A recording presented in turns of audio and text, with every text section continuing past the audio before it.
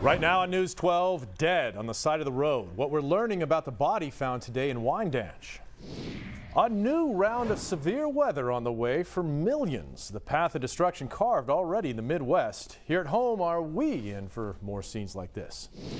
Plus, a new 9/11 tribute. The multi-million-dollar space donated to the heroes sickened by toxic dust at Ground Zero. Good afternoon. Thanks for joining us. I'm Stone Grissom. We begin with the homicide investigation after a man was found dead on the side of the road in Suffolk today. News 12 Long Island's Christine Insinger has a story you saw first on 12. We're at the corner of Spruce and Wyandanch this afternoon. Christine Insinger, News 12 Long Island.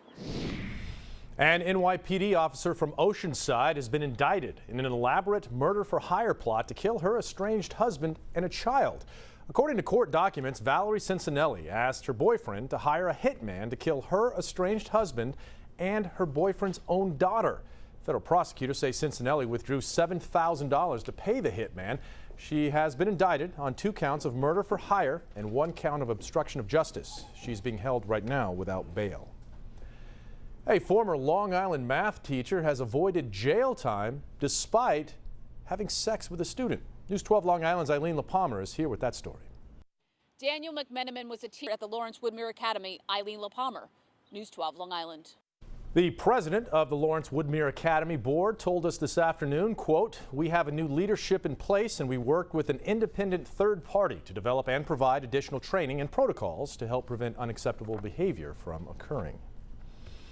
All right, now to what could be another rough ride home tonight. A third round of strong storms forecasted this evening. Crews were in Melville for much of the day trying to clear a downed tree and power lines. Now, this happened on Old Country Road near Mount Misery Road. The damage, that was done during last night's storms. And in the nation's midsection, the storms left a path of destruction. Homes, buildings, and lives all torn apart in a barrage of storms. Yesterday, and some intense flooding in Arkansas could get worse today. Rain has sent the Arkansas River to some record levels. Look at that video right there. And officials are now watching a levee that could give way. Police say the structure is holding for now, but the river is expected to remain at record levels for at least several days, so no good news for that part of the country. No, they can't really catch a break, and it does take a long time for the water levels to come down. I mean, you're talking about weeks of rainfall. They've had about 2 feet of rain in some spots. So we've got a little weather that we're dealing with. We've had a few storms the last few days. Nothing on that coming up in the full forecast in just a few minutes. All right, thank you, Pat. Well, a new tribute to Long Island Ground Zero heroes who died from toxic dust exposure. A ceremony was held this morning to dedicate the new Memorial Glade in Lower Manhattan. That sits close to the location of the main ramp used during rescue and recovery efforts. Speaking today was the widow of Hicksville firefighter Ray Pfeiffer.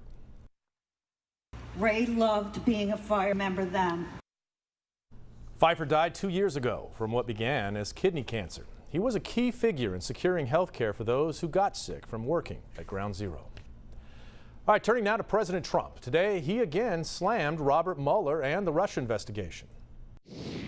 I think he is a total witch hunt by... Trump slammed Democrats and the media, accusing all of them of colluding with Hillary Clinton. And he says exposing the corruption involved in the investigation is one of his greatest achievements.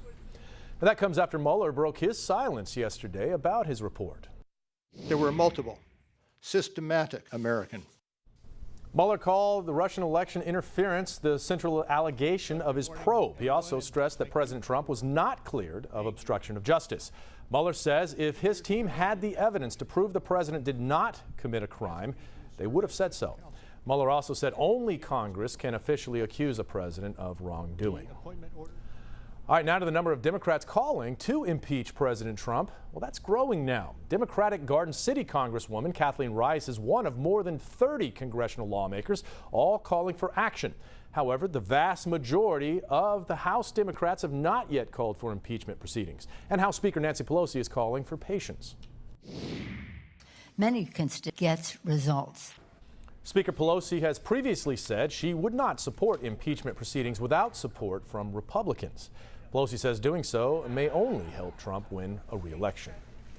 Tonight, we will hear from Democratic Congressman Tom Suozzi of Glen Cove about what he thinks about whether President Trump should be impeached.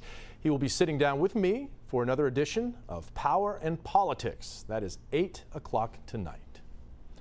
All right, coming up, the force is strong in California.